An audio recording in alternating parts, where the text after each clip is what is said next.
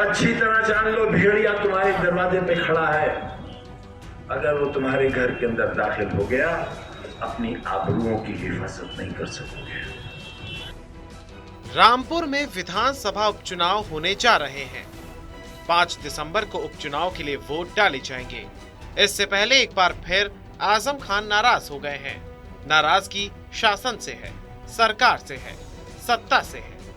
नाराजगी 27 महीने जेल काटने से है, विधायकी छीनने से है, एमपी एमएलए कोर्ट के फैसले से है, वोटिंग का अधिकार छीने जाने से है। रामपुर उपचुनाव के मैदान में जब आजम खान प्रचार करने के लिए उतरे तो तेवर वही पुराना था, लेकिन अंदाज शिकायती था, सुर थोड़े मध्यम थे।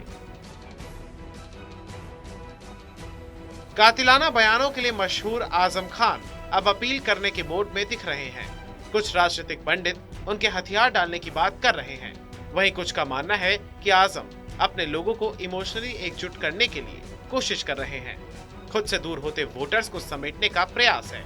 चुनावी प्रचार मैदान में उतरे आजम ने एक जनसभा को संबोधित करते हुए अपील की कि मैंने जो खून के आंसू रोए हैं उसका बदला चुनाव में लेना है। समाजवादी पार्टी को वोट देकर बदला लेने की बात कर रहे हैं। कह रहे हैं कि रामपुर के दरवाजे पर भेड़िया खड़ा है, उसे अंदर नहीं दाखिल होने देना है। अच्छी तरह जान लो, भेड़िया तुम्हारे दरवाजे पे खड़ा है। अगर वो तुम्हारे घर के अंदर दाखिल हो गया, अपनी आबरूओं की हिफाजत नहीं कर सकोगे।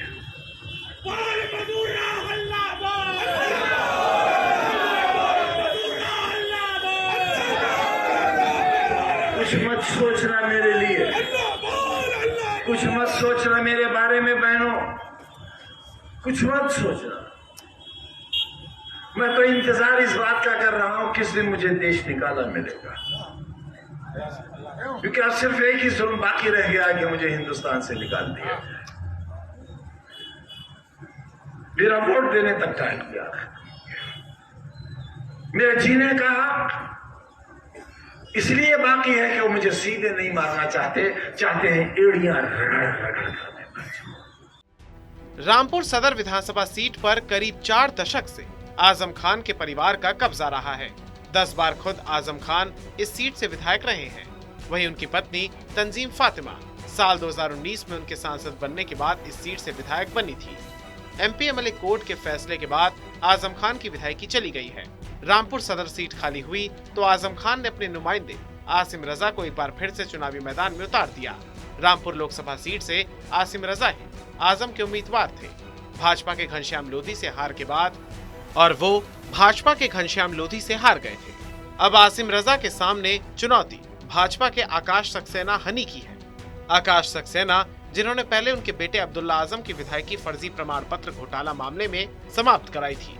वर्ष 2019 के हेट स्पीच केस में आजम की विधायकी समाप्त कराने वाले भी वही सूत्रधार रहे हैं। ऐसे में आजम के लिए चुनाव अपनी प्रतिष्ठा को बचाए रखने का है। रामपुर में वोटों की सेंधमारी का डर लोगों को सताने लगा है। नवाब परिवार के भाजपा उम्मीदवार का समर्थन करने के बाद स्थिति बदली है।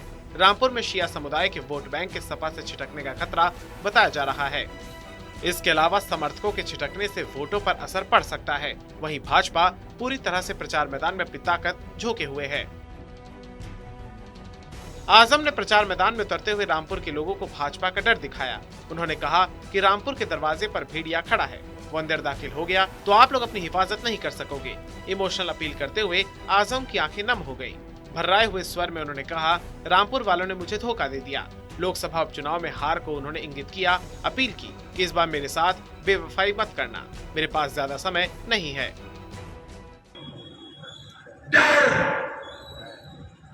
हर लम्हा जुल्म का इंतजार। ये आबादी बदनसीबों की आबादी है। पूरी दुनिया के सबसे कम नसीब लोग मेरे लोग यहाँ रहते हैं, इसलिए उन पर सितम ढाया जा रहा है। मेरा दिल फट जाएगा, मेरा दिल फट जाएगा अगर तुमने बेवफाई की तो। अब मेरे साथ धोखा मत करना, मेरे पास बहुत वक्त है भी नहीं। मत करना धोखा मेरे साथ।